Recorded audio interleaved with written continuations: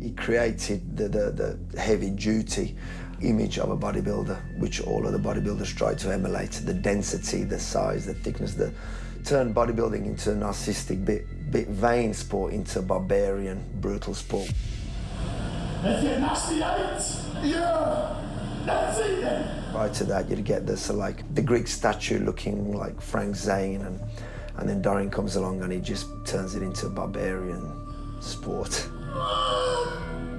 Wherever you are, a little boy will see, I want to be like that, I want to look, I want to scare when I walk into a room, and that's what he created.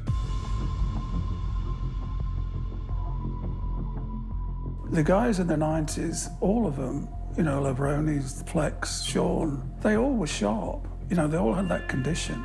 He knew they had better genetics. That's why he never missed a rep, never missed a meal. He knew he had to do it. He couldn't slip, so he had to get that condition and that proportion and that hardness, you know, that was his signature. Nobody'd ever seen anything like it. Oh, if Dorian competed in this era, that would be a cakewalk. That would be a cakewalk. No one's duplicated that type of intensity, that density, that look, that dedication towards going for a title. He set a standard. I mean, he pushed the bodies to the next level. He was a next level guy, blood and guts training, focused on one goal, to win, and not caring about any glitz and glamour or anything that went with it. Just came and collected his trophy and went home. He came from an area that was a bit rough, and he didn't really go for the glamorous life. He went for the working life. You know, he did the Olympias, he did the hard work, he got the trophies. He's idolised in England because he put us on the map, but he's like the working class hero to bodybuilders. You guys can see what he's achieved, but nobody really knows the person. Still nobody knows that person. I think Dorian's still trying to find himself.